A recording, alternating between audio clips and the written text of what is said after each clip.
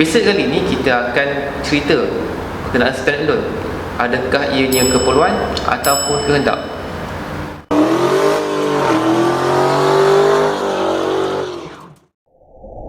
Sebelum kita pergi lagi jauh berkenaan dengan bab standalone, kita nak tahu apakah engineer ataupun engineer yang reka sebuah kereta yang anda pakai hari ini, engineer tidak bagus sampai kita perlu tukar satu sistem yang namanya standalone ataupun aftermarket issue.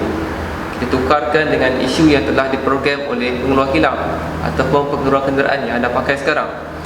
Jadi apakah perlu kita tukar sistem isu yang telah diprogram oleh pengeluar kilang? Adakah engineer yang buat isu itu tidak bagus sampai kita perlu tukar pada sistem aftermarket? Jadi mari kita lihat daripada perspektif ataupun daripada pengeluar kilang, ianya keluarkan kereta yang kita pakai ataupun daily car yang kita pakai, sebenarnya apakah ranking ataupun keperluan mereka keluarkan kereta itu. Jadi untuk kita yang jiwa kelajuan, yang sukakan laju, sukakan kereta laju, kita nakkan performance kereta yang kita pakai itu lagi bagus daripada sekarang. Apakah keperluan kita untuk menukar standard issue berbanding dengan menggunakan isu yang ada sekarang ini? Jadi di sini saya akan berikan beberapa tips ataupun panduan daripada perspektif daripada pengilang kereta.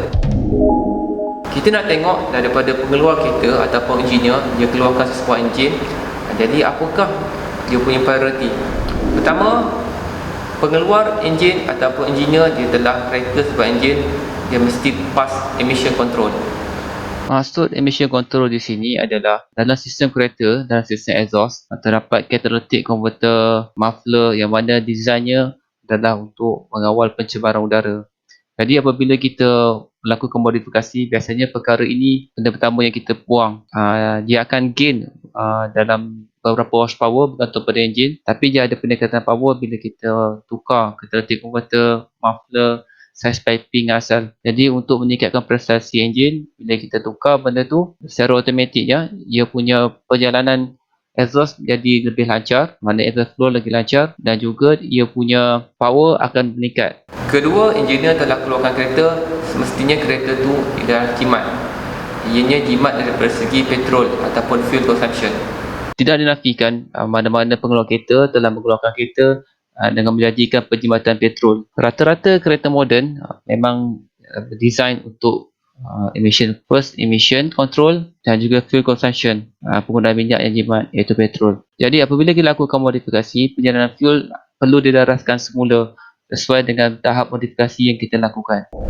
Ketiga, enjin yang dikeluarkan tu mestilah tahan. Sebagai contoh, kereta yang dikeluarkan tak semestinya diguna dalam negara. Ada kalanya ia akan dieksport pada luar negara. Dan biasanya RON ataupun fuel dia akan gunakan jenis suara yang berbeza. Jadi engineer telah programkan sebuah isu itu ianya tahan walaupun kita menggunakan RON yang lebih rendah ataupun RON yang lebih tinggi. Keempat, enjin yang dikeluarkan oleh engineer mestilah selesa dipandu.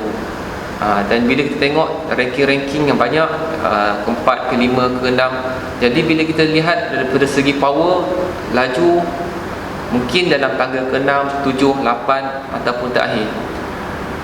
Jadi di sini bagi kereta daily drive yang dikeluarkan untuk penggunaan harian, untuk kelajuan tidak ditekan sangat oleh pengeluar kilang. Jadi bagi kita yang sukakan kelajuan, kita perlu membuat sesuatu perubahan pada isu, setting pada isu supaya kita dapat apa yang kita mahu daripada sebuah enjin. Untuk membuat perubahan pada isu, kita ada beberapa kaedah, tetapi tak semuanya support. Pertama, kita boleh menggunakan sistem piggyback, iaitu kita matangkan sistem, kita manipulasi isu dan juga sensor supaya kita boleh ubah ikut kita punya kehendak ataupun tuner punya kehendak. Kedua, kita menggunakan kaedah Ritchie jika itu support. Ketiga, kita boleh reflash ataupun remap. Ketiga kaedah itu sesuai jika mana enjin yang dilakukan modifikasi dalam keadaan stop ataupun ada light modification. Tetapi jika enjin itu telah membuat modifikasi yang ekstrim, contohnya bulb on turbo, menggunakan high duration camshaft, menggunakan high compression piston, Dan semua ini kita perlu menggunakan satu lagi sistem aftermarket, yang mana isu asal tidak lagi support. Contohnya untuk bolt-on turbo, bagi kereta yang NA, asalnya tanpa ada pengecas turbo, kita masukkan kit untuk turbo. Jadi isu asal yang hanya boleh baca untuk enjin tanpa turbo, kita masukkan boost, jadi ianya tidak sesuai.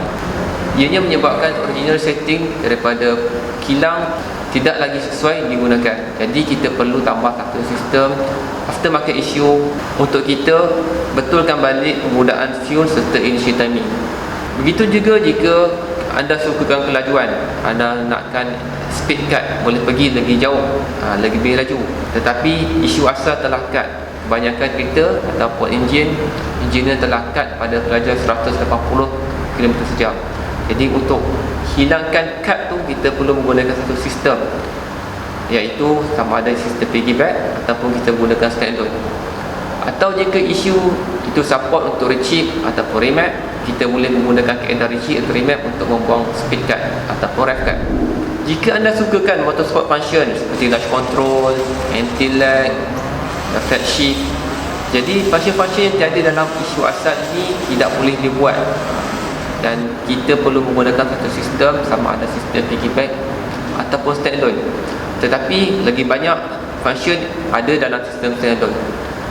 Dan apabila pasang pada enjin anda, function-function itu semua akan jadi dengan lebih sempurna.